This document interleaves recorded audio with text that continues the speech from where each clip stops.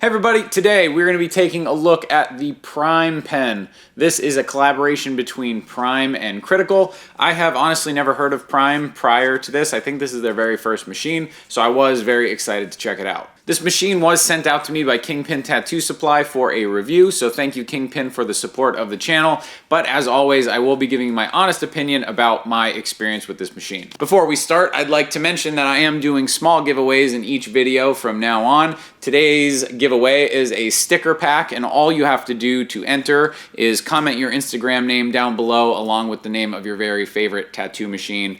Over the next couple weeks, I will be picking the winner at random, and I'll message you on Instagram to get your shipping information. I won't be asking for you to do any other steps to complete the giveaway process. I won't be asking you for money. It's completely free. If anybody messages you outside of my only Instagram that I have, which is tattoosbytyler_st, it is a scam. So please beware of scams. Don't give anybody your money. These are going to be free. So I think I'm going to start making t-shirts and hoodies. Maybe we'll toss in a tattoo machine giveaway every once in a while, but keep an eye out for more giveaways and enjoy the rest of the video. There are two different pricing tiers with the Prime pen. The first one is the single set, which is $399. You get the machine, one battery, a charging cable, and the tool to open up the machine. The other is the full set, which is $599. You get the machine, two batteries, the critical charging dock station, an RCA converter, the tool to open up the machine, and a sample disposable grip,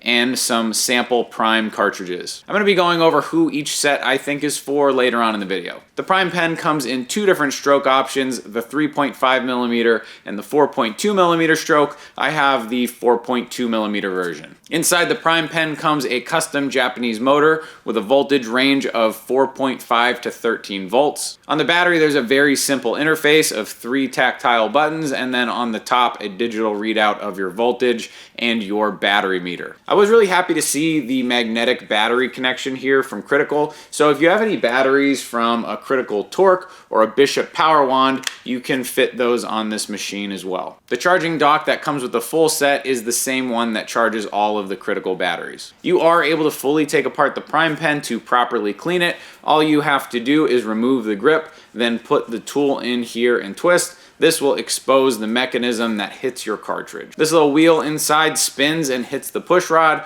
This push rod is removable for cleaning, but you do have to be careful not to lose this little spring. To put this mechanism back together, I usually use an Allen wrench to put the spring back into its little hole, and then I replace the push rod. This part does need to be lubricated after cleaning, so then that way the machine can run smoothly. One thing I was really happy to see was the RCA adapter, so in that way you can use the batteries on other machines with this RCA connector. It just magnetically swaps in and out of the bottom of the battery. I did try the Critical Torque's little RCA adapter top part on the top of the Prime pen since they have the same connector, and you are able to run this machine with a power supply if you do have that part. When it comes to noise and vibration, it's a very quiet machine. It's not going to rattle your bones either. It's basically like every other pen machine on the market. This is at 7 volts. It is very quiet. The Prime pen is very light, it's very well balanced, it's easy to manipulate in your fingers while you're tattooing. The only thing that I would have liked to see is a thicker and heavier grip, just because I prefer the weight in my hand while I'm tattooing. I think it just makes it a little bit easier to get the ink in the skin. Not that it's a back weight heavy machine at all, it's not. I just would prefer a heavier grip. To bag up the Prime pen, it's very simple. I just toss it down a clip cord cover, I wrap up the grip in grip tape, and then I rubber band the back of the bag shut. But if you're using one of the disposable grips that are made for this machine, you can wrap the machine in a clip cord cover and then secure it with tape around the area where the grip will cover up. And then you screw the disposable grip on and rubber band the back of the machine shut. This is something I'm really excited to see with the Prime pen, is they're already producing disposable grips for it. I prefer disposable grips, it just makes my job a lot easier. When it comes to cleaning this machine, like I said earlier, you are able to fully take apart the machine and clean all the moving parts that come in contact with your cartridge while you're tattooing. I think that this should just be the standard on pen style machines to be able to fully take them apart to clean them, just because then there's no cross contamination as long as you are taking care of your machine, which that means then your client's health is safe, which is overall the most important. What everyone wants to know: is it good for lining? Is it good for shading? What style is it best for? And should you buy this machine? Let's start out with, is it good for lining? The couple times that I tried to line with the prime pen, I did find myself slightly frustrated. Even though it is a 4.2 millimeter stroke, it's not as punchy as I would prefer it to be. This is a lighter 4.2 millimeter stroke, which is a benefit for certain things, but for lining, it's just not efficient.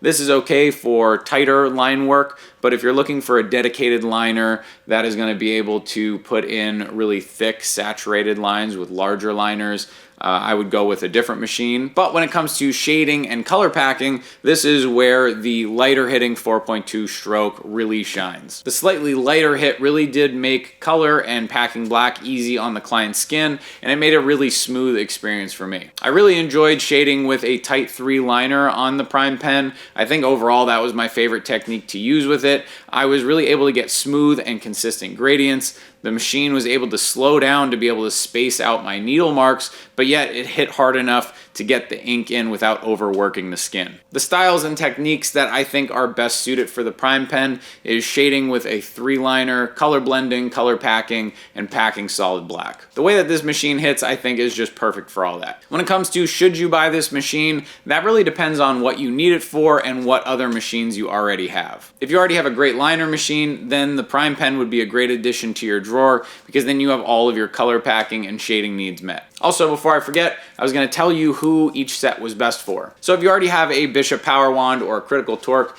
you have these batteries with the big screens on them, which are interchangeable with the prime batteries. So if you already have one of those, all you have to do is get the single set and you have multiple batteries for your prime pen. Not only that, you're going to be able to charge your prime battery on the critical charging dock that came with those machines as well. But if you don't have one of those machines and you want to get the prime pen, I would go with the full set. So in that way you have 2 batteries, you have the charging station and all that. So that's it for me today. If you want to see me review any specific machine, please leave that machine name down in the comments and I will try to get my hands on it and tell you what I think of it. If not, then I hope this video was helpful to you, and I hope that you have a good day. Bye.